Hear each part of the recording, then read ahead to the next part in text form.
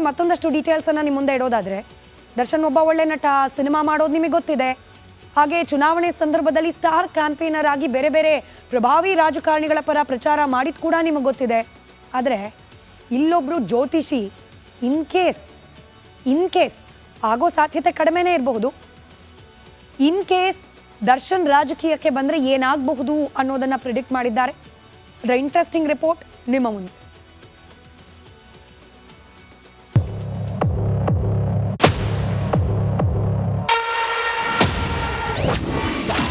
ಐದು ತಾಸಿನ ಎಲ್ಲ ಫ್ಯಾನ್ಸ್ ಖುಷಿ ಪಡುವ ಸುದ್ದಿ.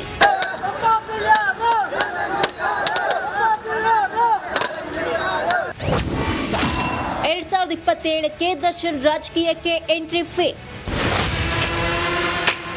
ರೇಣುಕಾಸ್ವಾಮಿ ಕೊಲೆ ಕೇಸ್ನಲ್ಲಿ ಸಿಲುಕಿ ಬಳಲಿ ಬೆಂಡಾಗಿ ಬಳ್ಳಾರಿ ಜೈಲಿನಲ್ಲಿ ಮುದ್ದೆ ಮುರಿಯುತ್ತಿರುವ ನಟ ದರ್ಶನ್ ಫ್ಯಾನ್ಸ್ ಬೇಸರದಲ್ಲಿದ್ದಾರೆ. ನಮ್ಮ ಬಾಸ್ ಜೈಲಿನಿಂದ ರಿಲೀಸ್ ಆಗಿ ಬರಲಿ, ಹೆಂಗ್ ಹಬ್ಬ ಮಾಡ್ತೀವಿ ನೋಡ್ತೀರಿ ಅಂತಿದ್ದಾರೆ. ಆರೋಪ ಮುಕ್ತರಾಗಿ ಹೊರಗಡೆ ದರ್ಶನ್ ಬರ್ತಾರಂತ ತಮ್ಗೆ ನಂಬಿಕೆ? ಸರ್ ಬಂದ್ರಿ ಅಂತೂ ಹಬ್ಬ ಮಾಡ್ತೀವಿ ಸರ್. ಬಾಸ್ ಹೊರಗಡೆ ಬರೋಕ್ಕೆ ಕಾಯ್ತಾ ಇದ್ವಿ. ಬಳ್ಳಾರಲ್ಲಿ ರಿಲೀಸ್ ಅಲ್ಲಿ ಕೊಳ್ಳಿ, ಬಳ್ಳಾರಿ ಅಳ್ಳಾಡಿಸ್ತೀವಿ. 200 ಗಾಡಿ, ಹೂನಾರ, ಫಾರ್ಚುನರ್ ಕಾರುಗಳು. ಬಾಸ್ನಂತೂ ಹೊರಗಡೆ ನಾರ್ಮಲ್ ಕರ್ಕೊಂಬಂದಿದ್ದಾರೆ. ಹೊರಗೆ ಕರ್ಕೊಂಬಾರ ನೋಡಿ, ಇರಿ ಬೆಂಗಳೂರು ಅಳ್ಳಾಡ್ಬೇಕು, ಬಳ್ಳಾರಿ ಕರ್ಕೊಂಬ. ದರ್ಶನ್ ಸದ್ಯ ರೇಣುಕಾಸ್ವಾಮಿ ಕೊಲೆ ಕೇಸ್ನಲ್ಲಿ ಅರೆಸ್ಟ್ ಆಗಿದ್ದಾರೆ. ಇದರ ಮಧ್ಯೆ ಪ್ರಶಾಂತ್ ಕಿಣಿ ಎಂಬ ಜ್ಯೋತಿಷಿ ದರ್ಶನ್ ರಾಜಕೀಯಕ್ಕೆ ಕಾಲಿಡುವ ಬಗ್ಗೆ ಭವಿಷ್ಯವನ್ನು ನುಡಿದಿದ್ದಾರೆ. 2027ರಲ್ಲಿ ದರ್ಶನ್ ರಾಜಕೀಯಕ್ಕೆ ಕಾಲಿಡುತ್ತಾರೆ, ಆ ಬಳಿಕ ಚಿತ್ರರಂಗ ತೊರೆಯುತ್ತಾರೆ ಎಂದು ಹೇಳಿದ್ದಾರೆ. ದರ್ಶನ್ ಶಾಶ್ವತವಾಗಿ ಜೈಲಿನಲ್ಲಿರ್ತಾರೆ ಅನ್ಕೊಂಡ್ರ? ದರ್ಶನ್ ಸಿನಿಮಾ ಜೀವನ ಅಂತ್ಯವಾಯಿತು ಅಂದ್ಕೊಂಡ್ರ? ದರ್ಶನ್ಗೆ ಬೆಂಬಲ ಕಡಿಮೆ ಆಗಿದೆ ಅಂದ್ಕೊಂಡಿದ್ದೀರಾ? ದರ್ಶನ್ ಕುರಿತ ಎಲ್ಲ ನಿರೀಕ್ಷೆ ಹುಸಿಯಾಗುವುದು ಪಕ್ಕ.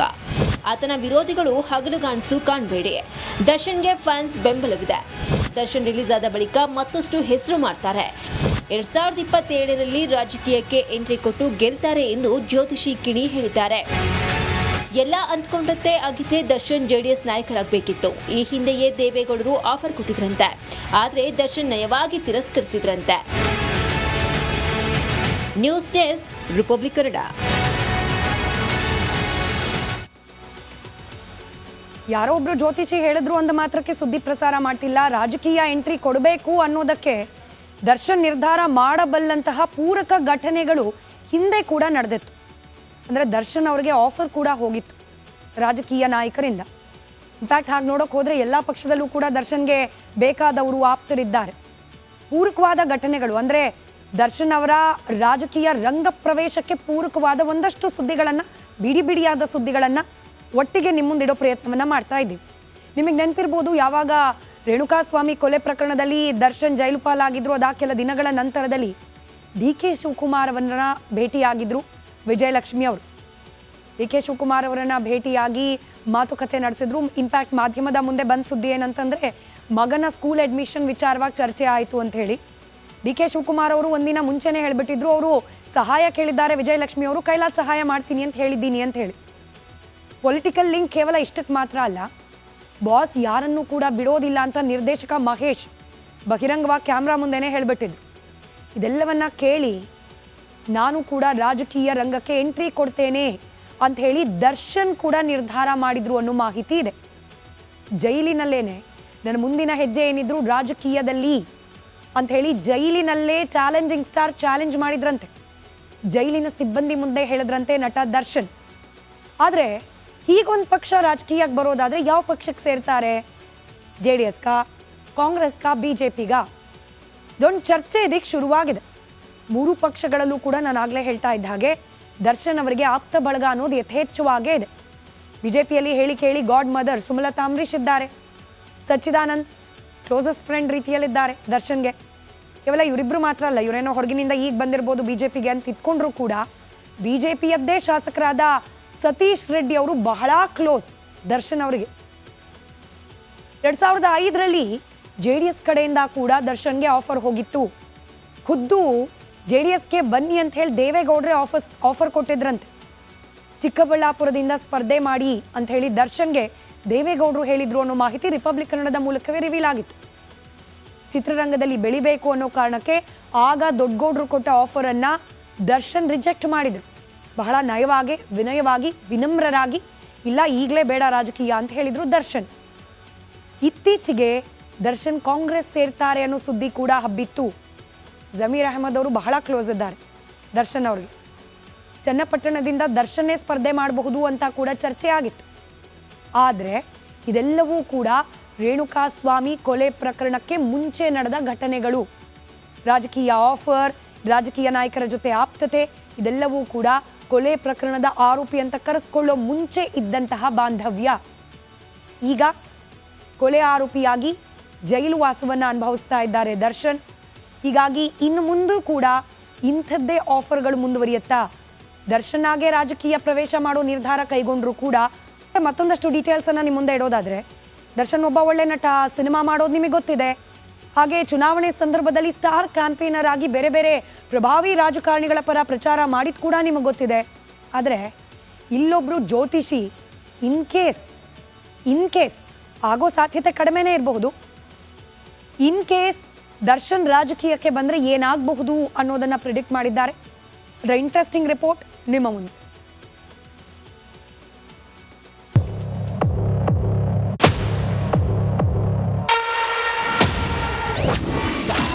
ಐದು ತಾಸಿನ ಎಲ್ಲ ಫ್ಯಾನ್ಸ್ ಖುಷಿ ಪಡುವ ಸುದ್ದಿ.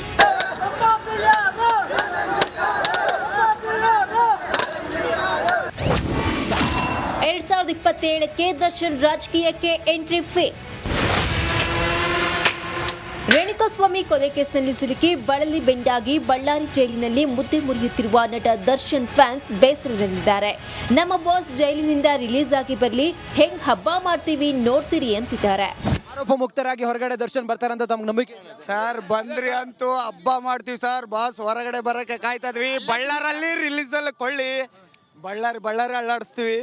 200 ಗಾಡಿ, ಹೂನಾರ, ಫಾರ್ಚುನರ್ ಕಾರುಗಳು. ಬಾಸ್ನಂತೂ ಹೊರಗಡೆ ನಾರ್ಮಲ್ ಕರ್ಕೊಂಬಂದಿದ್ದಾರೆ. ಹೊರ ಕರ್ಕೊಂಬರ್ ನೋಡಿ ಇರಿ ಬೆಂಗಳೂರು ಅಳ್ಳಾಡ್ಬೇಕು, ಬಳ್ಳಾರಿ ಕರ್ಕೊಂಬ. ದರ್ಶನ್ ಸದ್ಯ ರೇಣುಕಾಸ್ವಾಮಿ ಕೊಲೆ ಕೇಸ್ನಲ್ಲಿ ಅರೆಸ್ಟ್ ಆಗಿದ್ದಾರೆ. ಇದರ ಮಧ್ಯೆ ಪ್ರಶಾಂತ್ ಕಿಣಿ ಎಂಬ ಜ್ಯೋತಿಷಿ ದರ್ಶನ್ ರಾಜಕೀಯಕ್ಕೆ ಕಾಲಿಡುವ ಬಗ್ಗೆ ಭವಿಷ್ಯವನ್ನು ನುಡಿದಿದ್ದಾರೆ. 2027ರಲ್ಲಿ ದರ್ಶನ್ ರಾಜಕೀಯಕ್ಕೆ ಕಾಲಿಡುತ್ತಾರೆ, ಆ ಬಳಿಕ ಚಿತ್ರರಂಗ ತೊರೆಯುತ್ತಾರೆ ಎಂದು ಹೇಳಿದ್ದಾರೆ. ದರ್ಶನ್ ಶಾಶ್ವತವಾಗಿ ಜೈಲಿನಲ್ಲಿರ್ತಾರೆ ಅನ್ಕೊಂಡ್ರ? ದರ್ಶನ್ ಸಿನಿಮಾ ಜೀವನ ಅಂತ್ಯವಾಯಿತು ಅಂದ್ಕೊಂಡ್ರ? ದರ್ಶನ್ಗೆ ಬೆಂಬಲ ಕಡಿಮೆ ಆಗಿದೆ ಅಂದ್ಕೊಂಡಿದ್ದೀರಾ? ದರ್ಶನ್ ಕುರಿತ ಎಲ್ಲ ನಿರೀಕ್ಷೆ ಹುಸಿಯಾಗುವುದು ಪಕ್ಕ. ಆತನ ವಿರೋಧಿಗಳು ಹಗಲುಗಾಣಿಸು ಕಾಣಬೇಡಿ. ದರ್ಶನ್ಗೆ ಫ್ಯಾನ್ಸ್ ಬೆಂಬಲವಿದೆ. ದರ್ಶನ್ ರಿಲೀಸ್ ಆದ ಬಳಿಕ ಮತ್ತಷ್ಟು ಹೆಸರು ಮಾಡ್ತಾರೆ. 2027ರಲ್ಲಿ ರಾಜಕೀಯಕ್ಕೆ ಎಂಟ್ರಿ ಕೊಟ್ಟು ಗೆಲ್ತಾರೆ ಎಂದು ಜ್ಯೋತಿಷಿ ಕಿಣಿ ಹೇಳಿದ್ದಾರೆ. ಎಲ್ಲ ಅಂದ್ಕೊಂಡಂತೆ ಆಗಿದ್ರೆ ದರ್ಶನ್ ಜೆಡಿಎಸ್ ನಾಯಕರಾಗಬೇಕಿತ್ತು. ಈ ಹಿಂದೆಯೇ ದೇವೇಗೌಡರು ಆಫರ್ ಕೊಟ್ಟಿದ್ರಂತೆ, ಆದರೆ ದರ್ಶನ್ ನಯವಾಗಿ ತಿರಸ್ಕರಿಸಿದ್ರಂತೆ. News desk, republic Kannada. ಯಾರೋ ಒಬ್ರು ಜ್ಯೋತಿಷಿ ಹೇಳಿದ್ರು ಅಂದ ಮಾತ್ರಕ್ಕೆ ಸುದ್ದಿ ಪ್ರಸಾರ ಮಾಡ್ತಿಲ್ಲ. ರಾಜಕೀಯ ಎಂಟ್ರಿ ಕೊಡಬೇಕು ಅನ್ನೋದಕ್ಕೆ ದರ್ಶನ್ ನಿರ್ಧಾರ ಮಾಡಬಲ್ಲಂತಹ ಪೂರಕ ಘಟನೆಗಳು ಹಿಂದೆ ಕೂಡ ನಡೆದಿತ್ತು. ಅಂದರೆ ದರ್ಶನ್ ಅವರಿಗೆ ಆಫರ್ ಕೂಡ ಹೋಗಿತ್ತು ರಾಜಕೀಯ ನಾಯಕರಿಂದ. ಇನ್ಫ್ಯಾಕ್ಟ್ ಹಾಗೆ ನೋಡೋಕೆ ಹೋದರೆ ಎಲ್ಲ ಪಕ್ಷದಲ್ಲೂ ಕೂಡ ದರ್ಶನ್ಗೆ ಬೇಕಾದವರು ಆಪ್ತರಿದ್ದಾರೆ. ಪೂರಕವಾದ ಘಟನೆಗಳು ಅಂದರೆ ದರ್ಶನ್ ಅವರ ರಾಜಕೀಯ ರಂಗ ಪ್ರವೇಶಕ್ಕೆ ಪೂರಕವಾದ ಒಂದಷ್ಟು ಸುದ್ದಿಗಳನ್ನು, ಬಿಡಿಯಾದ ಸುದ್ದಿಗಳನ್ನು ಒಟ್ಟಿಗೆ ನಿಮ್ಮ ಮುಂದಿಡೋ ಪ್ರಯತ್ನವನ್ನು ಮಾಡ್ತಾ ಇದ್ದೀವಿ. ನಿಮಗೆ ನೆನಪಿರ್ಬೋದು, ಯಾವಾಗ ರೇಣುಕಾಸ್ವಾಮಿ ಕೊಲೆ ಪ್ರಕರಣದಲ್ಲಿ ದರ್ಶನ್ ಜೈಲು ಪಾಲಾಗಿದ್ರು, ಅದ ಕೆಲ ದಿನಗಳ ನಂತರದಲ್ಲಿ DK ಶಿವಕುಮಾರ್ ಅವರನ್ನ ಭೇಟಿಯಾಗಿದ್ರು ವಿಜಯಲಕ್ಷ್ಮಿ ಅವರು. DK ಶಿವಕುಮಾರ್ ಅವರನ್ನ ಭೇಟಿಯಾಗಿ ಮಾತುಕತೆ ನಡೆಸಿದ್ರು. ಇನ್ಫ್ಯಾಕ್ಟ್ ಮಾಧ್ಯಮದ ಮುಂದೆ ಬಂದ ಸುದ್ದಿ ಏನಂತಂದರೆ, ಮಗನ ಸ್ಕೂಲ್ ಅಡ್ಮಿಷನ್ ವಿಚಾರವಾಗಿ ಚರ್ಚೆ ಆಯಿತು ಅಂತ ಹೇಳಿ DK ಶಿವಕುಮಾರ್ ಅವರು ಒಂದಿನ ಮುಂಚೆನೇ ಹೇಳಿಬಿಟ್ಟಿದ್ರು, ಅವರು ಸಹಾಯ ಕೇಳಿದ್ದಾರೆ ವಿಜಯಲಕ್ಷ್ಮಿ ಅವರು, ಕೈಲಾದ ಸಹಾಯ ಮಾಡ್ತೀನಿ ಅಂತ ಹೇಳಿದ್ದೀನಿ ಅಂತ ಹೇಳಿ. ಪೊಲಿಟಿಕಲ್ ಲಿಂಕ್ ಕೇವಲ ಇಷ್ಟಕ್ಕೆ ಮಾತ್ರ ಅಲ್ಲ, ಬಾಸ್ ಯಾರನ್ನೂ ಕೂಡ ಬಿಡೋದಿಲ್ಲ ಅಂತ ನಿರ್ದೇಶಕ ಮಹೇಶ್ ಬಹಿರಂಗವಾಗಿ ಕ್ಯಾಮ್ರಾ ಮುಂದೆನೇ ಹೇಳಿಬಿಟ್ಟಿದ್ರು. ಇದೆಲ್ಲವನ್ನ ಕೇಳಿ ನಾನು ಕೂಡ ರಾಜಕೀಯ ರಂಗಕ್ಕೆ ಎಂಟ್ರಿ ಕೊಡ್ತೇನೆ ಅಂತ ಹೇಳಿ ದರ್ಶನ್ ಕೂಡ ನಿರ್ಧಾರ ಮಾಡಿದ್ರು ಅನ್ನೋ ಮಾಹಿತಿ ಇದೆ.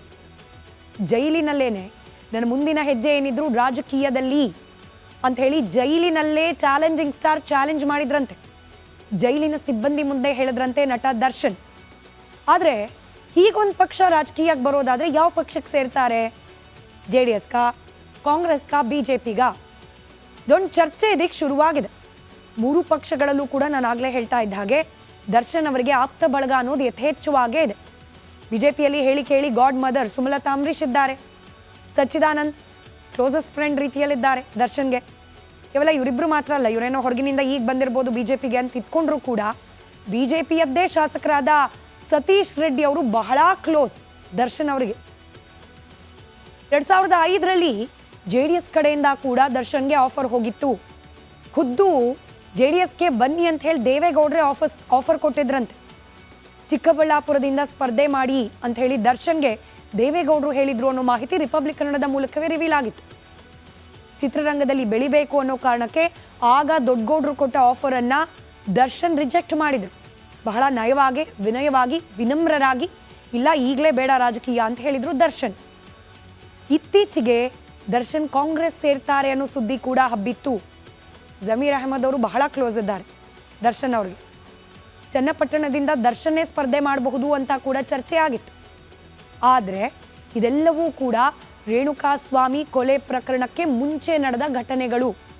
ರಾಜಕೀಯ ಆಫರ್, ರಾಜಕೀಯ ನಾಯಕರ ಜೊತೆ ಆಪ್ತತೆ, ಇದೆಲ್ಲವೂ ಕೂಡ ಕೊಲೆ ಪ್ರಕರಣದ ಆರೋಪಿ ಅಂತ ಕರೆಸ್ಕೊಳ್ಳೋ ಮುಂಚೆ ಇದ್ದಂತಹ ಬಾಂಧವ್ಯ. ಈಗ ಕೊಲೆ ಆರೋಪಿಯಾಗಿ ಜೈಲು ವಾಸವನ್ನು ಅನುಭವಿಸ್ತಾ ಇದ್ದಾರೆ ದರ್ಶನ್. ಹೀಗಾಗಿ ಇನ್ನು ಮುಂದೂ ಕೂಡ ಇಂಥದ್ದೇ ಆಫರ್ಗಳು ಮುಂದುವರಿಯುತ್ತಾ? ದರ್ಶನ್ ಆಗೇ ರಾಜಕೀಯ ಪ್ರವೇಶ ಮಾಡೋ ನಿರ್ಧಾರ ಕೈಗೊಂಡ್ರು ಕೂಡ ಪಕ್ಷ